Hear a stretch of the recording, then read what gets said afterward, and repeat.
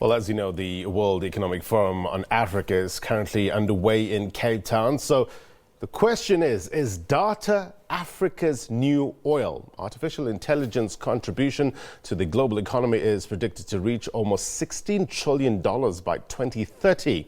The global volume of data expected to quadruple by 2025. How can Africans seize the opportunity? Well, on the forum agenda, harnessing the power of big data, balancing data sharing and data privacy, ensuring secure data storage. This session is associated with the platform for shaping the future of technology governance. Let's get an update on what this all means. If you're still confused, SABC business news anchor Nzinga Qunta is in Cape Town. Nzinga, break it down for us.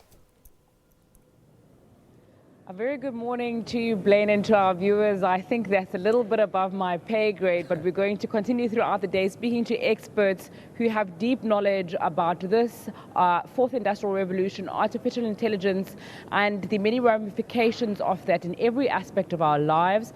I'm now joined by our Minister from the Department of International Relations and Cooperation, Dr. Naledi Pandor. Thanks so much for your time on SABC News. Minister, can you talk to us about the interactions that you've been having with leaders from the rest of our continent, especially when it comes to the Afrophobic attacks and the violence that's taking place in South Africa at the moment? Well, good morning and morning to your viewers. I have been having conversations with several of my colleague ministers from other African countries. Several are asking questions about what is happening in South Africa and expressing some disappointment at what they feel is the inadequacy of solidarity with the rest of our continent, and disappointment that such incidents can occur in South Africa, a country whose people they believe they supported very strongly in the struggle against apartheid, a country that they believe should have a nation that understands Pan-Africanism, that is committed to African unity, particularly given that South Africa has been chosen to hold the chair of the African Union in 2020. So the recent violence and incidents we've had in our country, I think, have created a situation in which we are having to explain ourselves.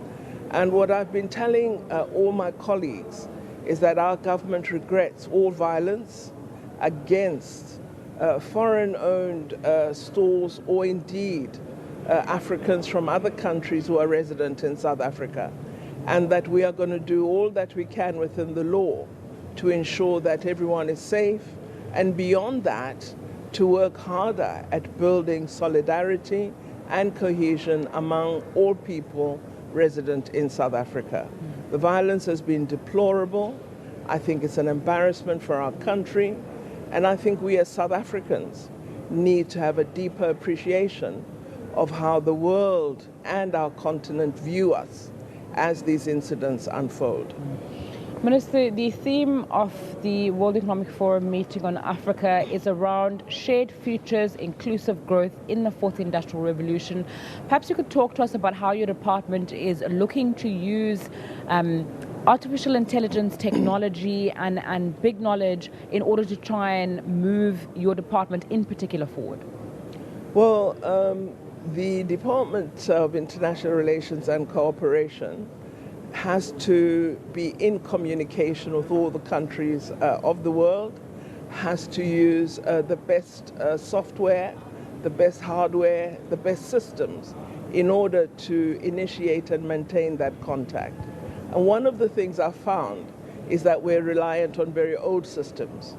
So I've established a task team made up of experts with a great deal of experience in the area of information communication technology development. And they're now doing a review of our IT systems. Our systems are often down, our emails don't always come through, we don't have appropriate data management, the security systems, the firewalls are weak. So all of this is being looked at by an expert team of 6, chaired by a colleague from the Council for scientific and industrial research.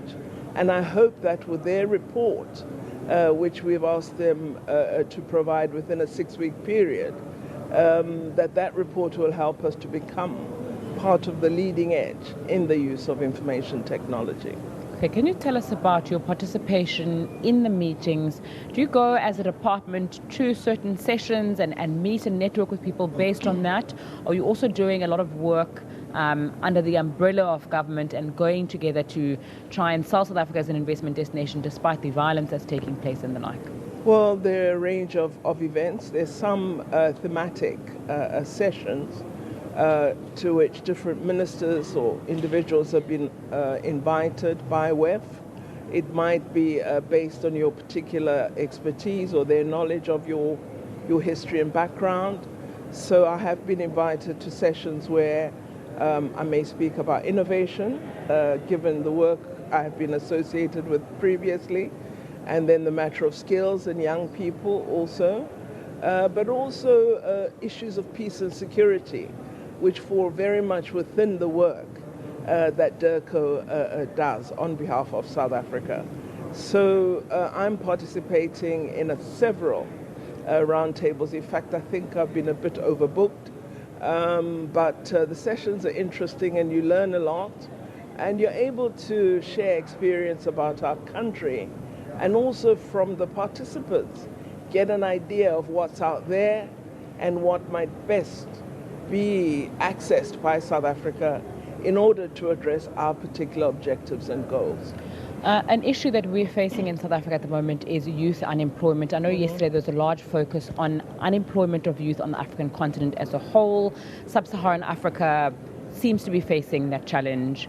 What ideas or discussions have you been privy to that can address that particular challenge, and was tech involved a lot in that? Well, I've in the last just evening and a half, day and a half that we've been here at WEF, I've met several business people in the information technology space who are interested in investing in South Africa, and have in fact indicated they'd like to come to the President's investment conference in November, because they believe digital technologies provide amazing opportunities for job creation for young people, despite the legend out there that once you're digital, you actually have a decline in opportunity. They're saying for young people who have an interest in IT, they can offer the training in coding, in software development, in a wide range of areas that will create many, many thousands of jobs. So I'm going to continue conversations with those people and really look at how we can attract them into real business formation opportunities, rather than the conference conversations we have here, to really get down to some of the ideas they've been sharing with me about how we might have opportunities for young people to become tech entrepreneurs, to be part of incubation hub startup companies. So I'm really excited, because what WEF does is introduce you to a wide range of experienced persons from diverse countries and companies who have ideas we might not be thinking about sufficiently. Okay, thanks so much for your time on SABC News. Dr. Naledi Pandor joining me here at our World Economic Forum studio, speaking to us about their participation, her and her department's participation. With that, Blaine, it's back to you in studio.